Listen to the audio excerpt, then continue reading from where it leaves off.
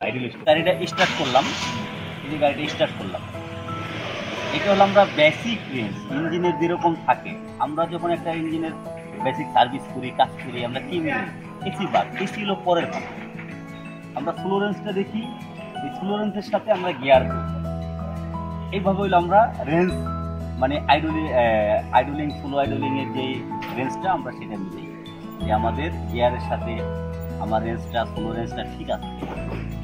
এখন ধরেন আপনি যে স্লো রেঞ্জটা আছে, গাড়ি কিন্তু একটু কাঁপাকাঁপি করতেছে, আবার বন্ধ হয়ে যাচ্ছে, কারণ এটা তো আপনার অটো, এটা তো ম্যানুয়ালি বাটারফ্লাই না যে আপনার একটু নাট টাইট দিলেন রেঞ্জটা বাইরে গেল। এটা অটো বাটারফ্লাই, আপনার রেঞ্জটা অটোমেটিকলি যতটুকু রাখা দরকার ও রাখবে। এখন যেহেতু রাখতে পারতেছে না, তার মানে হইলো সামথিং রং, তো কোথাও না কোথাও রং হয়েছে বিধায় এই প্রবলেমটি করতেছে। এখন আসে আমরা এখানে বেশ কিছু কোড আইছি, আপনার ব্রেকের সমস্যা, এবিএস এর কোড দেখাচ্ছে, এখানে আর একটা ফল্ট দেখাচ্ছে, এখানে 3টা ফল্ট দেখাচ্ছে। একটা যে এসির একটা ফল্ট দেখাচ্ছে, কিন্তু এসির লেখা উঠছে এসির ফল্ট, কিন্তু এখানে কিন্তু কাজ কিন্তু দেখাচ্ছে আর একটা কোড, কিন্তু আর একটা। যেমন অনেক সময় ফল্ট আসলে এই যে সার্ভো মোটরের কোডটা ধরে, কিন্তু এখানে দেখাচ্ছে অন্যটা। অর্থাৎ এখন কুপার এই যে দেখতে গেলে আমরা যে পিডিএফ করে এটা ডকুমেন্টসটা রেখে দিলাম, আমরা এখন এটাতে কী কাজ করতে হবে, কী কাজ করলে আপনার এই গাড়িটা সমাধান হবে, এটা কিন্তু আমাদের আবার রিসার্চ করতে হবে যে আসলে আপনার গাড়ির কী কাজ করলে জিনিসটা সমাধান হবে। এখন যেহেতু আপনারা কাজ করাবেন, এই ভাই আমার অনেক কাছের পরিচিত, বিউপিতে চাকরি করে, এই জন্য একটা রিপোর্ট চাইছে, রিপোর্ট দিলাম, কোডটা ইউজ করে দিলাম, কী কী প্রবলেমগুলো আসলে দেখাচ্ছে। আমি যেহেতু আমি বুঝি, আমরা এই স্ক্যান ছাড়াও কিন্তু আমি এটা বলে দিতাম যে কী কাজ করলে আপনার গাড়ি এটার প্রবলেম হবে। বাট ওই যে অটোমেটিকলি গাড়ি ব্রেক হয়ে যায়, হয়তো সেইটার জন্য স্ক্যান করতাম। বাট এই যে গাড়ি স্লো রেঞ্জ কাঁপাকাঁপি করতেছে, এটা আমি স্ক্যান ছাড়াই আপনারা বলে দিতাম। এখন বিষয় হলো যে ওপার একটা পরামর্শ চাচ্ছে, এই জন্য পরামর্শটা দিলাম। এখন আছে এসি দিলাম,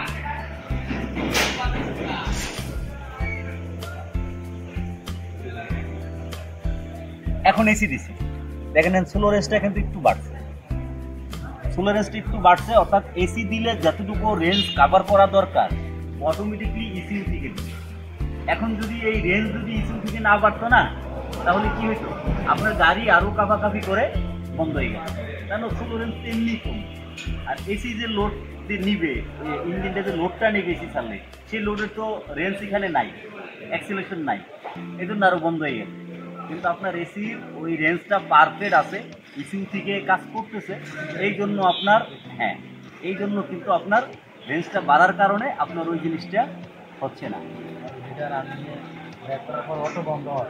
ওইটা অফ করা আছে, না যেটা আপনার একটা লোক জোর দিলে যেটা যেটা গাড়িটা হঠাৎ করে ব্রেক হয় সেটা অফ আছে, কিন্তু তারপরে কিন্তু আপনার গাড়ি এই প্রবলেমটা দিচ্ছে, তাহলে কোথাও না কোথাও এটা প্রবলেম আছে। আপনারা বুঝাইতে পারছি?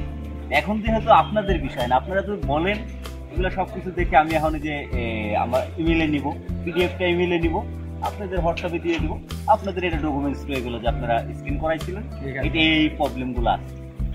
পরবর্তী যদি ভালো লাগে তাহলে ভাই যেহেতু আমাকে চিনে, আমরা কিরকম কাজ করি, যেখানে আর একটা হাইব্রিডের ওইটার অনেক কাজ হয়েছে, যে 16 মডেল ওইটাও অনেক কাজ করছি, হাইব্রিডের কাজ চলমান। এখন বিষয় হলো যে আমরা ক্রিটিক্যাল কাজ নিয়ে খেলি, আর সব কাজ যেহেতু করি, তো ওই জন্য একটার পর এটা করে আমরা সমাধান দিতে পারি।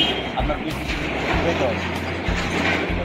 এখন আপনারা ভালো লাগলে আসবেন, কাজ করে দিব, সমাধান করে 2-4 টাকা যাই বিল নেই, কেন আমরা তো ওরকম মাহামুরি বিল নেই না, আমাদের যতটুকু পারিশ্রমিক দরকার আমরা অতটুকুনি নেই, যেন একটা লোক বলতে পারে যে না আমি অল্প টাকায় ভালো একটা কাজ পাইছি, ভালো কাজ করাই, এই হলো বিষয়।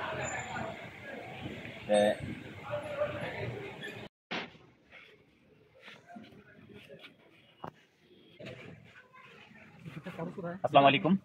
মূলত এই প্রিমিও গাড়িটা আমরা লেটেস্ট মডেলের, এটা অটোমেটিকলি ব্রেক হয়ে যায়, ব্রেক হয়ে যায়, এই জন্য আমরা আগে স্ক্রিন করে দেখতেছি। বাট এটার প্রবলেমটা কি, আসলে কি ফাংশনাল থেকে কোনো প্রবলেম না, এটা মনে হচ্ছে এটা অফ করা, কিন্তু তারপর ব্রেক হয়ে যাচ্ছে।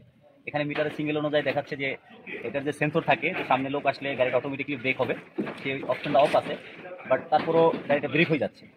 কয়েকদিন ধরে এই প্রবলেম চলতেছে, তা এটা আমরা এর জন্য আমরা স্ক্যান করতেছি, দেখা যাক কি প্রবলেম দাঁড়ায়। আমরা পিডিএফ করে স্যারকে দিব, তারপরে উনি আমাদের দিয়ে কাজ করাইলে আমরা আলহামদুলিল্লাহ কাজ করে দিব। আর যদি কাজ না করাতে চান তাহলে ওনাদেরকে রিপোর্ট দিয়ে আমরা ইনশাল্লাহ ছেড়ে দিব। ওনারা যখন মন চায়, যেখান থেকে মন চায় কাজ করাই নিতে পারবেন।